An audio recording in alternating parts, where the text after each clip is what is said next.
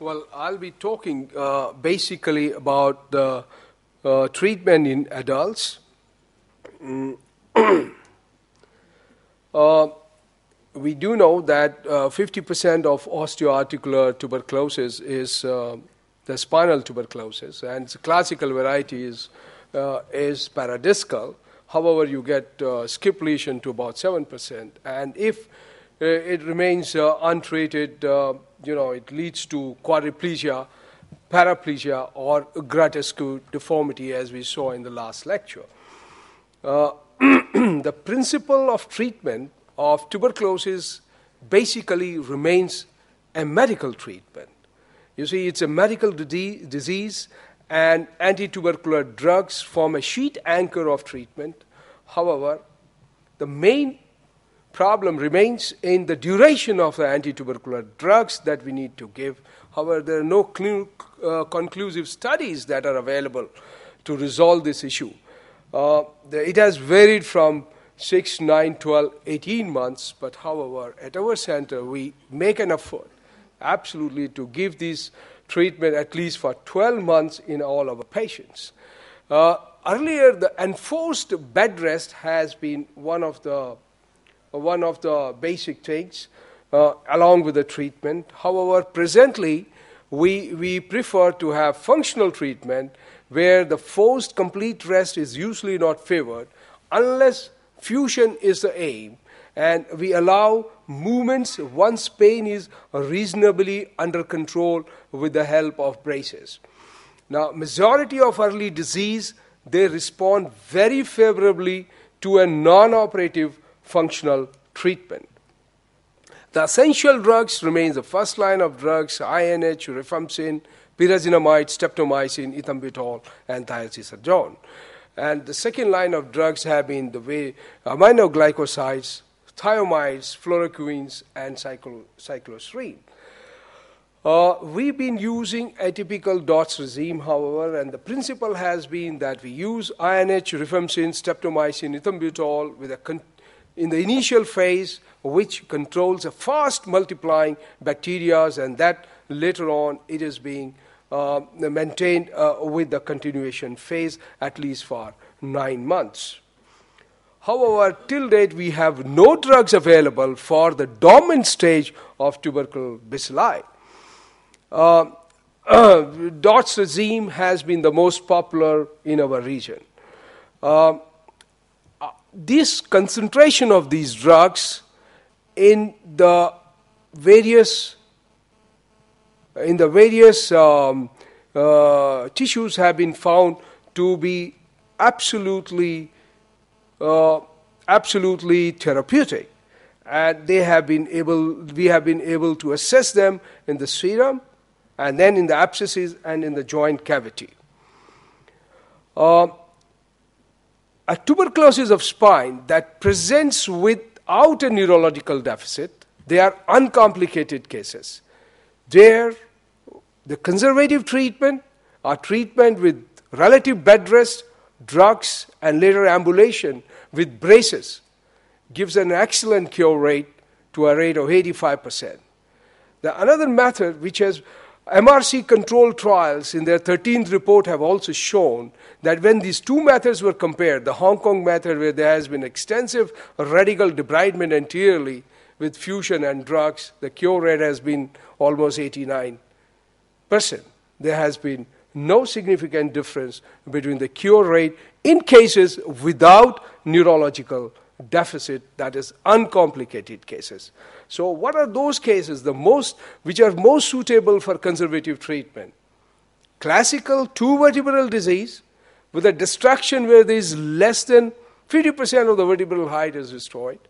There is no neurological deficit, and on MR picture where you find that the cord is relatively preserved, there may be a edema of the cord or extradural fluid.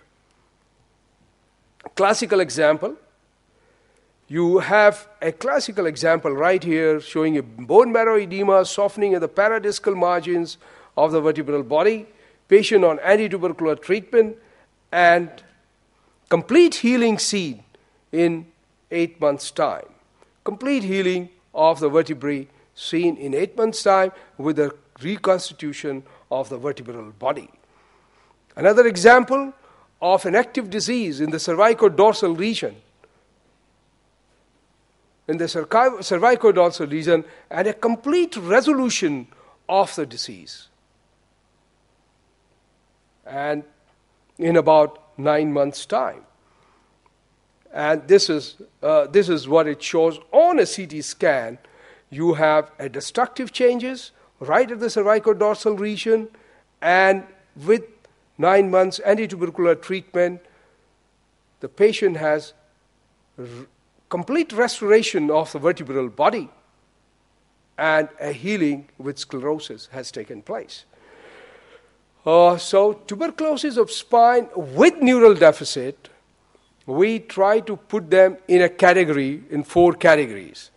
That is the 4 stages, where it's stage 1 where the clinical features are more or less negligible, where the patient is unaware of his deficit, and when he comes to the clinic, we find that there is a definite upper motor neuron signs.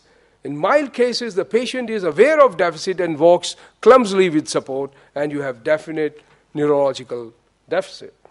Well, moderate cases, the paralysis is roughly with extension, with the limbs in extension, and the sensory deficit is more or less 50% or less than 50%. While in severe cases, it's a flexor spasm, patient presents with flexor spasm, and more than 50% of deficit with sphincteric involvement. This gives us a guideline to prepare these patients for surgical decompression. Now, there are certain definite indications for early surgical decompression in these patients, where there is extradural compression, and we find there is a granulation or a caseous material. Very little fluid with edema, there is evidence of myelitis or myelomalacia, or there is a sequestrated disc that can be observed very well on MR. So MR remains a sheet anchor for diagnosing these cases wherever there is a neurological deficit. Or those patients who have developed, or there is no improvement when the patient has been on anti-tubercular treatment, or there is worsening of the neural deficit in conservative treatment.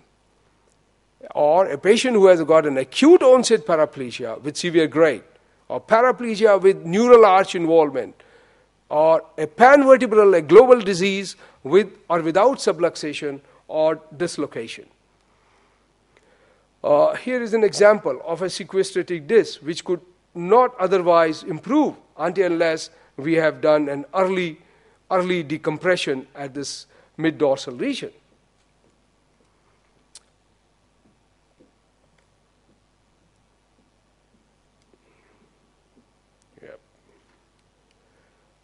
There would be some cases where we would definitely need instrumentation.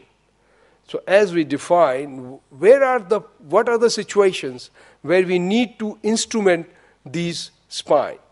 Those cases which have panvertebral disease, or the long segment disease, where the length of the bone graft that we need to put after a decompression is more than equal to 2 vertebral bodies, or wherever there is kyphosis of more than 30 degree, or in correction of kyphosis. This is an example of a panvertebral lesion. This is panvertebral lesion. There is no way. There is a highly unstable spine, and we need to instrument it and fix it.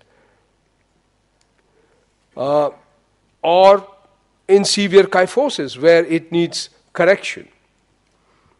So there are certain clinical features which will tell us about, which will prognosticate that these patients are better for recovery and these patients are possibly poor for recovery. For those patients who present to us with paraplegia, which is partial 1, 2, and 3 grades are possibly better, and those with complete paraplegia are the poor ones. The duration, if it is shorter, if early onset, if it is slow, the speed is slow, if the patient is relatively young and general condition is relatively good, and there is an active vertebral disease as well, and kyphosis is less than 60 degrees, and where the MR appears, the cord appears to be normal on MR, that there is no evidence of myelomalacia, and a lesion is wet where it is an abscess. It's a better indicator for good prognosis. Where you find a dry lesion or there's already a presence of myelomalacia, they are really poor indicators for recovery. So we have an algorithm for treating these paraplegias where they are started with anti-tubercular drug, rest, and roughly around 3 to 6 weeks. And if we find it is progressive, neurological improvement, we continue medications and allow walking when recovery is complete. If there is no recovery, they go in for a surgical decompression. And in those, after decompression, if there's a progressive neurological recovery, after 3 months they start ambulations. And those who have shown no neurological recovery, we put them for a repeat MR or a myelogram. And in those patients, if we find there is a block, mechanical block, we repeat a surgical decompression. And if there is a neurological recovery, they continue medication and permit walking when recovery is complete. If there is no recovery, then they go for rehabilitation. And if you don't find a block, that means there is no mechanical obstruction to the neural tissues, and there must have been some intrinsic damage to the cord that has occurred, and we continue medication, however, in these patients, and later they are rehabilitated. So what remains in future for us is that we should have specific markers for early diagnosis in treatment of tuberculosis. We could possibly we could achieve some we could achieve advancement in drug delivery with nanoparticle encapsulated anti-tubercular drugs, where we could have enhanced bioavailability and reduced hepatotoxicity. And of course, what we need to do at this stage as well is to define the endpoint of therapy in these patients. Thanks very much indeed. Thank you, Professor Kumar.